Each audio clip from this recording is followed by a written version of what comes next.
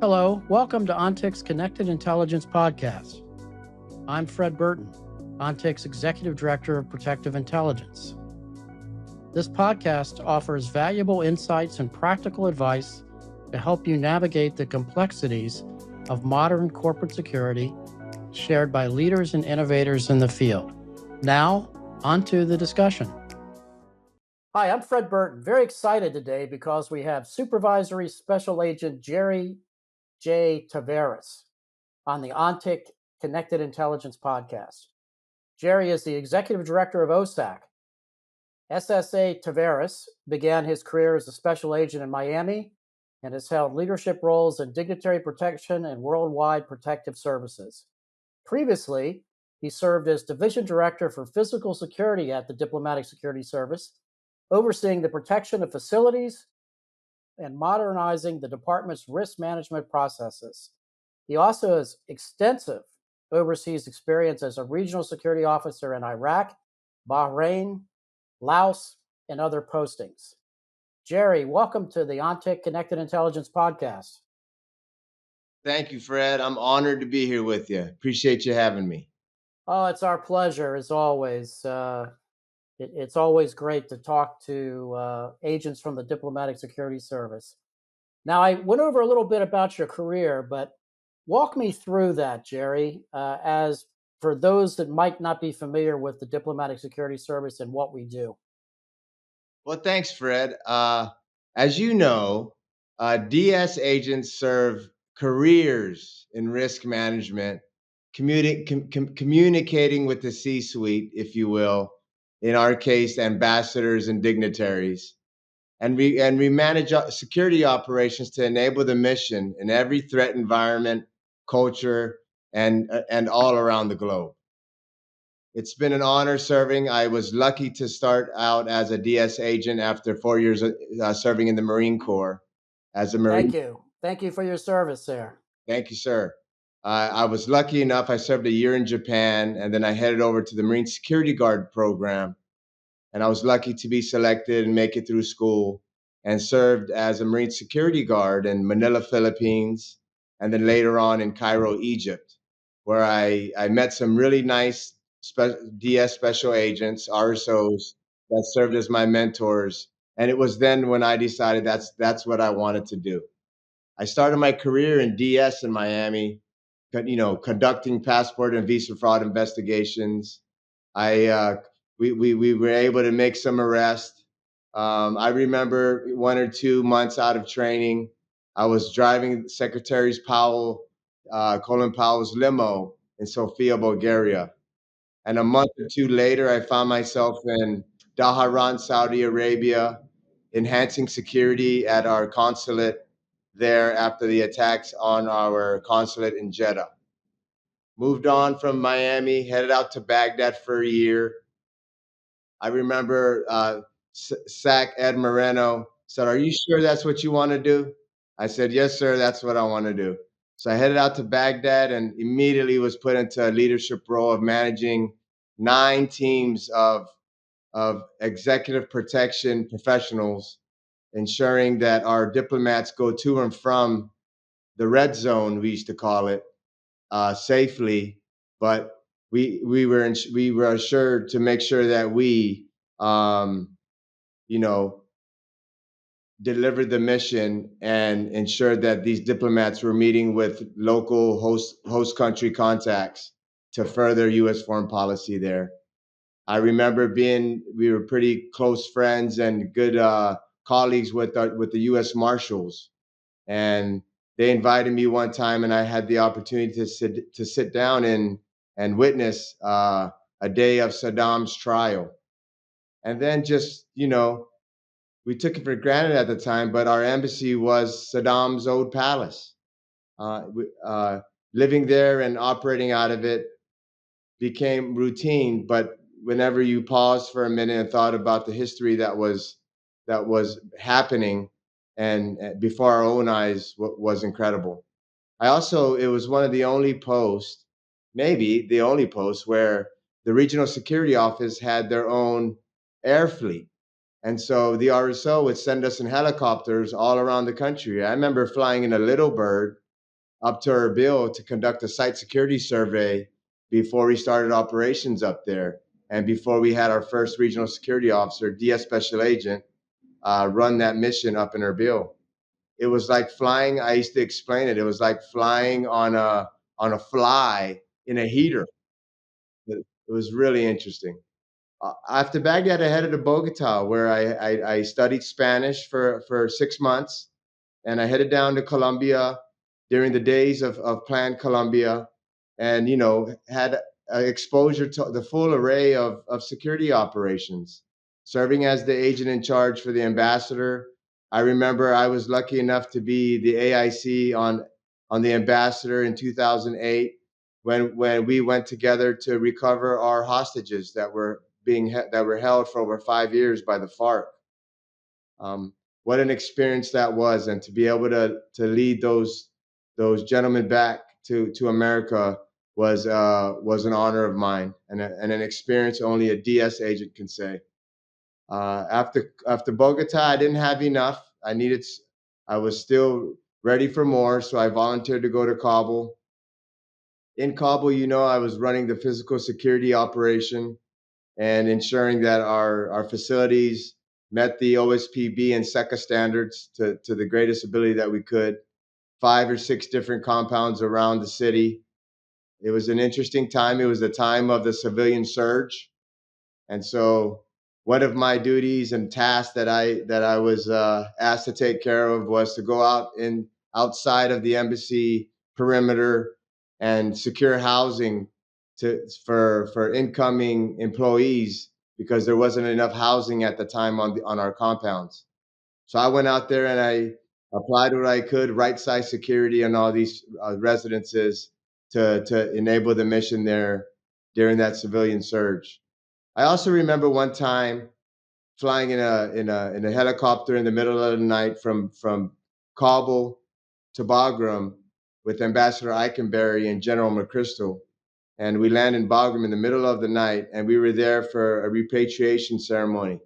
And to be standing on that tarmac there in Bagram with our U.S. ambassador and the general in charge of U.S. operations, and honoring the fallen that were being sent home, was another a moment of my career, that a humbling moment that really set in stone the purpose of what we were doing, and that it was incredibly important that when I head back to Kabul, that I continue to ensure that our folks and our employees and our diplomats are safe and secure, but accomplishing the mission at the same time. Jerry, that's simply amazing career. And just so you know, Ed Marino and I were old friends. We were in the police academy together with Montgomery County Police, and when I got hired by DS, I talked Ed into coming over to state. So he owes me. He does. Yes, he does. I owe him, though. He was an extremely great special agent in charge of the Miami field office when I was there. He's one of those mentors that I had and examples that I had ahead of me that allowed me to kind of, take some notes on some of those good things that these leaders were doing. I'm glad to see Ed Moreno still a part of OSAC as well, sir. We'll get back to the conversation in just a moment. But first, I wanted to let you all know that there's an easy way to stay informed about ONTIC's upcoming events and new resources. Subscribe to our monthly newsletter to get updates sent directly to your inbox. Join the 20,000 plus security professionals who are already receiving these insights and sign up today. The link to subscribe is in the episode description. You touched on something that, you and I and a lot of folks will be watching this certainly understand the importance of OSAC. And I was around for the first OSAC. I guess I'm sad to say, but it's lucky to be around to talk about it. Tell our audience a little bit about OSAC and what does OSAC do? So OSAC is a public-private partnership that was created in 1985 by Secretary Schultz after the bombing of the Marine barracks in Beirut. Secretary Schultz was also a Marine, and so he took that to heart. And so he wanted to make sure that we had a network that brought the public and private sector together so we could manage risk with, with much more information as OSAC provides that platform for connecting, collaborating, and sharing. So with OSAC and with this connection and our 30,000 members around the globe, in every corner of the globe, we're able to share, we're able to collaborate, and with all of that, we're able to manage risk better and enable US diplomacy abroad and US businesses abroad. That's awesome. Certainly, you look back in the history of our organization and having, been involved with the protection of Secretary Schultz back in the day, he certainly helped us get to where we needed to be. And Jerry, when you think of, much better than I today, and the threat landscape is just very complex and very dynamic today. How does OSAC help multinational corporations, American companies, in navigate that kind of treacherous environment that we're in today? Well, the bottom line is the number one thing and the magic of OSAC, right, is creating that platform for networking, bringing all of our members together from every corner of the globe, whether it's using social media, communication platforms to enable that discussion and enable that sharing of on the ground information, is really our bread and butter. Also, we provide analytics, we provide products, we respond quickly to inquiries from our members. And that could be everything from what are the laws of entering Laos, because we have a business that we hope to start in Laos, for instance. And we can help coordinate that for our members, and all the way to holding snap calls because there's a crisis in Syria or there's a crisis in the Middle East or elsewhere. We've held numerous snap calls recently within the last 2 or 3 months where all of our members came on and together they shared information and everybody had a much clearer picture of what was going on in that region or in that area of concern. And it enabled us, the government, and our private sector partners to react appropriately. Yeah, you guys do a wonderful job, and certainly have come a long way in the time that I've watched OSAC just grow. Jerry, what are OSAC country chapters? OSAC country chapters is our bread and butter. It's our ground game.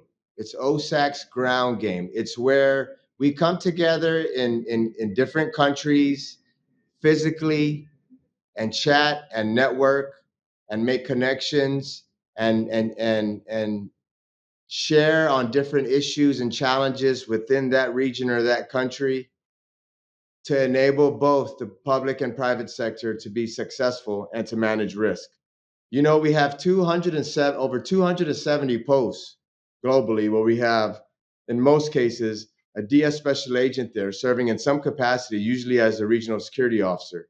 And that DS special agent is a co-chair and along with a private sector employee, and together they bring these networks in. They establish meetings, they establish communication avenues. It could be a WhatsApp, it could be a email distribution list, and they begin sharing and helping one another out because we want business, U.S. business, and U.S. foreign policy to be successful abroad. Because when that happens, America wins. Jerry, I think it's what, 4 decades of OSAC now, and if you had to look out over the horizon, where do you see OSAC 10 years from now? Well, first to look forward, you got to look back. And when I look back, I see a bunch of individuals like yourself, Fred, and our OSAC alumni who have given a ton to this partnership. And it's the reason why the partnership is successful. So that brings us to today. So today we are embracing our past, we are embracing our alumni, we are embracing the challenges of today. We plan to continue our momentum forward, taking advantage of technology, innovating, faster ways to share information, but also remembering our roots and what we're good at is that networking, is that bringing everybody together on a common goal, putting all competition aside to help each other and help America win abroad. So in 10 years, I think we're going to be as successful. I foresee OSAC using more technology. I foresee OSAC growing.